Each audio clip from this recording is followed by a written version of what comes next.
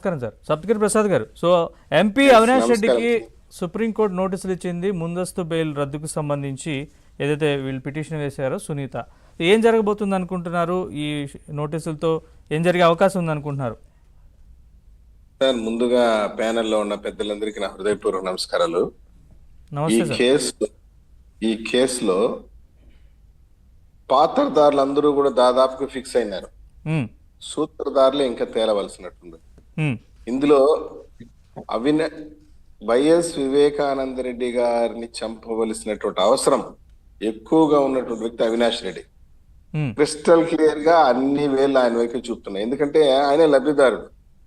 వివేకానంద రెడ్డి గారు చనిపోతే గాని ఆ సీట్ క్రిస్టల్ క్లియర్ గా అవినాష్ రెడ్డికి రాదు. పైగా మీరు చూడండి, ఘటన జరిగిన తర్వాత సంఘటనా స్థలంలోకి వచ్చి వివేకానంద రెడ్డి రక్తపు మరకలు తులిపినటువంటి వ్యక్తి అవినాష్ రెడ్డి. ఒక ఎంపీగా ఉండుకొని ఏమిరా, ఒక వ్యక్తి చనిపోతే రక్తపు మరకల్ని, ఎవిడెన్సెస్ ని, సాక్ష్యాధారాలని తారుమారు చేయకూడదు అనే కనీస పరిజ్ఞానం లేదు అని చెప్పని తెలుసు. పరిజ్ఞానం ఉంది ఆయనకి. తెలిసి కూడా రక్తపు మరకలు తుడిచాడు అంటే అతను ప్రధానమైనటువంటి ముద్దాయి, ప్రధానమైన పాత్రదారుడు అని చెప్పేసి సిబిఐ ఫిక్స్ అయింది. కాకపోతే అవినాష్ రెడ్డిని భాస్కర్ రెడ్డి, శివశంకర్ తండ్రి భాస్కర్ రెడ్డి కూడా ఉన్నాడు దాంట్లో. అందుకే భాస్కర్ రెడ్డి రిమాండ్ ఈ ముగ్గురుదే ప్రధాన పాత్ర అంటూ కూడా సిబిఐ కూడా స్పష్టం చేసింది. 75-80 సంవత్సరాల భాస్కర్ రెడ్డిని అరెస్ట్ చేసి జైల్లో పెట్టింది సిబిఐ.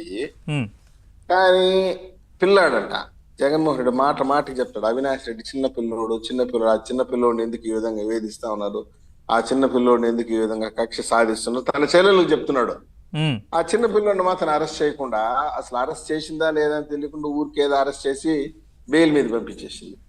ఇక్కడ ఇంకో విషయం చెప్తుంది చూడండి, కేసుని ప్రభావితం చేయగలిగినటువంటి వ్యక్తి ఎవరైనా ఉన్నారంటే అవినాష్ రెడ్డి. ఎందుకంటే బీయింగ్ ఏపీ అప్పుడు కూడా అతను రూలింగ్ లో ఉన్నాడు. గత 5 సంవత్సరాల్లో సాక్ష్యాధారులు బెదిరించినటువంటి ఘటనలు కూడా చాలా ఉన్నాయి.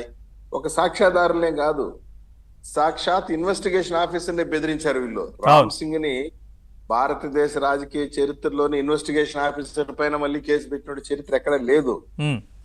రామ్ సింగ్ ఈ యొక్క సెన్సేషనల్ కేసులో ఇన్వెస్టిగేషన్ ఆఫీసర్ ఆయన, సిబిఐ అధికారి. అదే రామ్ సింగ్ పై దర్యాప్తు అధికారి పక్షపాతంగా వ్యవహరిస్తున్నాడంటూ సిబిఐ డైరెక్టర్ కి ఈయన లేఖ రాశాడు కదా అప్పట్లో. సరే, నీకు దర్యాప్తు అధికారి తప్పు చేస్తే నీకు దర్యాప్తు పైన నమ్మకం లేదంటే కోర్టు పిటిషన్ వేసుకో, మాకు దర్యాప్తు అధికారిని మార్చమని చెప్పు. అది ఇట్స్ డిఫరెంట్ ఆస్పెక్ట్. నీకు ఆ రైట్ ఉంది, నేను కాదనలే. నువ్వు ఆయన పైనే కేసు పెట్టావే జగన్మోహన్ రెడ్డి. ఆయన పైన రామ్ సింగ్ పైన కేసు పెట్టడం కాకుండా ఎవరైతే బాధితురాలు ఉన్నారో వైఎస్ నర్రెడ్డి సునీతమ్మ, ఆమె బాధితురాలు కదా, తండ్రిని కోల్పోయినటువంటి వ్యక్తి కదా ఆమె పైన కేసు పెట్టడం ఏంది, వాళ్ళ భర్త పైన కేసు పెట్టడం ఏంది, కేసుని సైడ్ ట్రాక్ చేయడానికి, పక్కదారి పట్టించడానికి వైఎస్ వివేకానంద రెడ్డి వ్యక్తిత్వాన్ని కూడా దారుణంగా, అతను 2వ పెళ్లి చేసుకున్నాడు, ఆస్తి గొడవలు ఉన్నాయి, షహెన్ షాను కొడుకున్నాడు, ఇన్నిటిని కూడా బయటకు తీసుకొచ్చినటువంటి దారుణమైన చరిత్ర. ఇంకా వేరే వాళ్ళతో ఆయనకి సంబంధాలు ఉన్నాయి. అదే చెప్పేది, వేరే అక్రమ సంబంధాలను కూడా బయటకు తీసుకొచ్చారు వాళ్ళు. లేని ఫోన్ తీసుకొచ్చి ఆమె పైన ఆరోపణ చేసింది సునీతమ్మ.